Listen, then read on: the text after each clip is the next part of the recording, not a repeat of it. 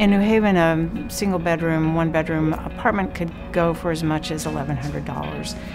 For somebody that is really underemployed or unemployed or is on Social Security, that's just impossible. You can't even do the math to make it work. Columbus House has been around for 35 years, and when we first started, our mission was to serve people who were homeless or at risk of becoming homeless, and that's who we serve today. And our job is to work with them to get them into the services that they need, make sure they have the tools that they need to get housed, and then we try to find them housing. When the folks from the Yale School of Architecture contacted us about the possibility of building a house, it was like, of course. The Gym Block Building Project has actually been in existence now for 50 years.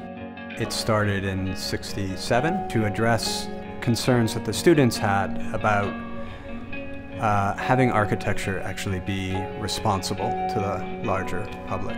There were two essentially major goals that our team had and that we carried through the whole process, and that was having a sense of ownership of one's residence. On the other hand, was negotiating this balance between publicness and private space.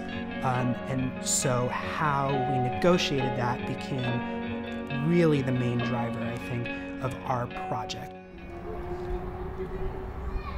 Adeline is really a really stunning building. It's a duplex, and it has a two-bedroom apartment on one side and an efficiency on the other in a very small space. I think it's maybe 1,200 square feet. So they've maximized the space on a very small lot. The use of these big, beautiful windows that let in a tremendous amount of light so people feel like they're living in a space that's actually much larger than it is.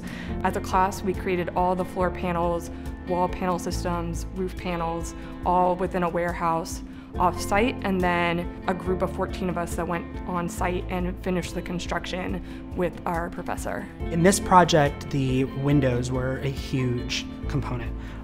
If you look on the facade of the house, there's several big punctures with smaller windows added in, and that was really the means that we chose to use to negotiate this public and private space. Pella was connected to the project through one of our design council members, and when we heard about what they were trying to accomplish, it really was a no-brainer, and we jumped right in and helped with the donation and got them the product they needed to make that project a success. It was really cool to really research and learn a little bit more about what Columbus House does and the impact that they make in our community and our greater community. So something, again, very proud of that we can contribute and provide some beautiful products for these folks as they move into their new home in New Haven, Connecticut. The Pella reps locally here in Connecticut were really responsive, both in providing technical support ahead of time, helping guide us through the shop drawing process, and then in terms of the actual delivery of the material, we were really surprised by how quick the turnaround time was, which was necessary given our incredibly short time frame for building. It was very exciting and humbling that we knew that our project was going to be used by people that needed it and that we were designing for these people. And knowing who we were designing for was definitely, I think, one of the strong points of this year's project. Every time we get somebody housed, that brings us one step closer to reaching our goal of ending homelessness, and that's really, really important to us.